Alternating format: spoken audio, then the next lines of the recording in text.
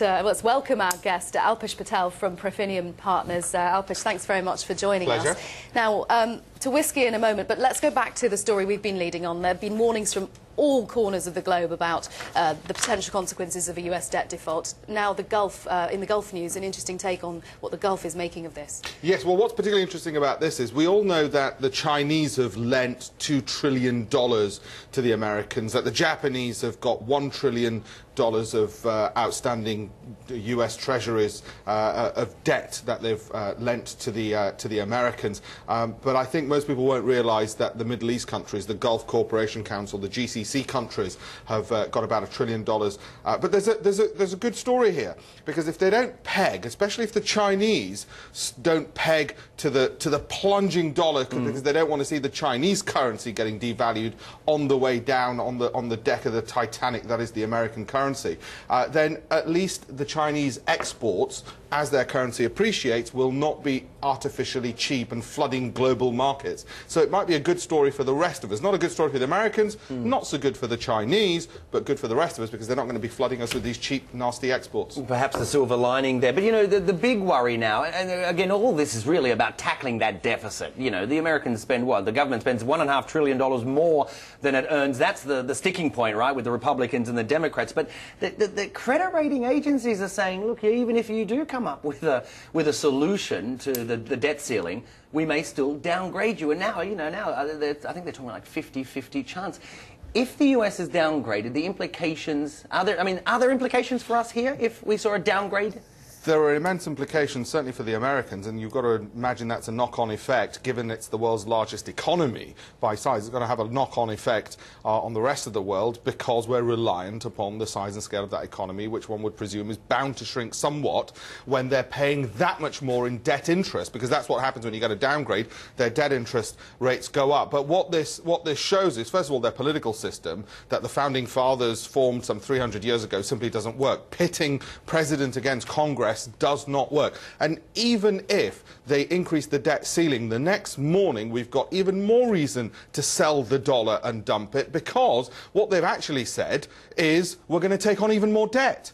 We're going to devalue this currency one way or another. So why would you own it? You're far better off owning Australian dollars or Norwegian kroner, pretty much any other currency in the world, than US dollars right now. Could this be the beginning, sorry, Karen, could this be the beginning to the end of, you know, that the global reserve currency being the dollar? What they've actually basically said to the rest of the world is, you better make sure you've got a plan B and not rely on America. That's what they've absolutely made clear here. And when they do inevitably, somewhere or another, go into technical default like another Greece, and it will happen, they'll just take longer to pay their debts, they'll find some way of not paying the full amount because they've got no choice, they can't afford to, then what will happen is the rest of the world will say, well, we can't trust you, we can't trust to lend you money again. And this has happened before. The individual states defaulted in something like 1824, and when that happened, the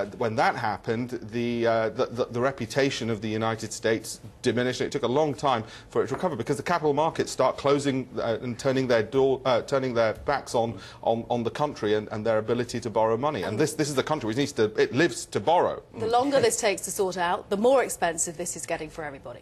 It's certainly going to get increasingly expensive for the Americans. It's not the money that we're worried about. They've got the printing presses. I mean, because they are the reserve currency, they pay the debt in their own currency. It's not like Ethiopia, which has to pay in dollars, or the rest of the world, which ends up having to pay in dollars very often.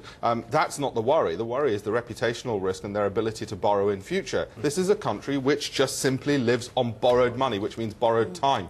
Absolutely, sure does. Let's talk about time. Let's just move on. Let's talk about the Financial Times. Britain no longer the money capital of Europe, says the United Nations. I mean, basically, Britain has lost its status as the investment capital of Europe. For those watching this who perhaps don't follow this kind of thing, what does that mean? What does it mean for Britain? They're talking about foreign investment into the United Kingdom, corporate investments by big companies.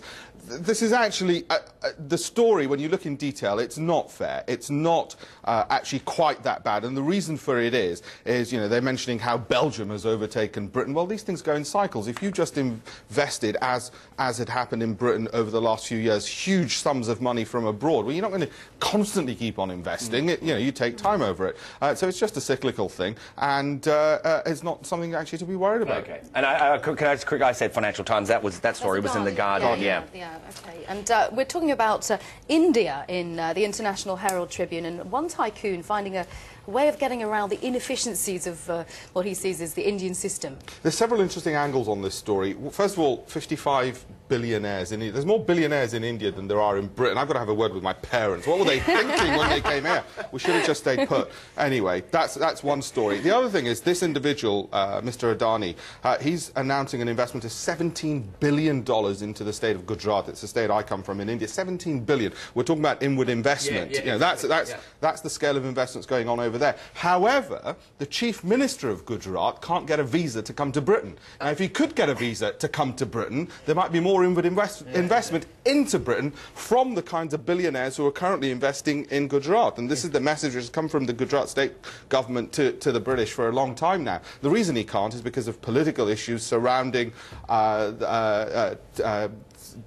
train-related riots which had occurred several years ago, of which he was cleared in a report, but he can't get a visa. And that's one of the reasons why you don't often get this kind of inward investment. That's a valid point. Just briefly, though, I mean, we're talking about coal shipments, right? But, and correct me if I'm wrong, India has its own abundant supplies. Absolutely. He's importing from Indonesia because he's got coal mines in Indonesia, and he can bypass all the regulatory problems. Actually, Britain has benefited from this because Lakshmi Mittal, who lives in the UK, he built his fortune outside of India because he felt for so many years, until about just a handful of years ago, it was too difficult to do it in India. The regulatory problems. The creaky infrastructure of the Indian state. So to do as much as possible without relying on the Indian infrastructure. Absolutely, and the private sector is delivering more and more. What worries me actually about this story is that, don't forget, it's a coal story, so it's not a good environmental story. Yeah, sure.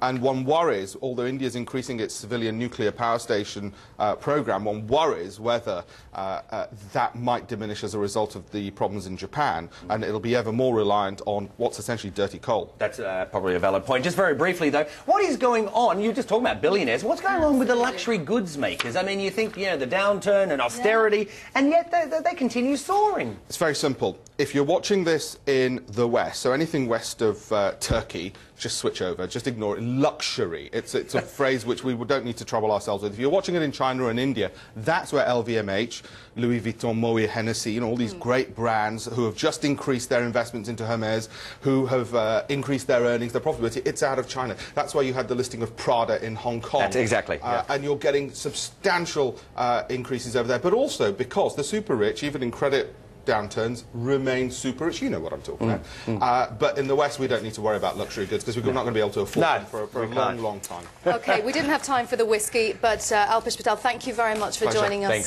from Profinium Partners. Thanks, Alpesh. You're watching BBC World News with Aaron Hazelhurst and me, Karen Giannoni. Thanks very much for being with us this hour. We'll see you soon. Bye-bye.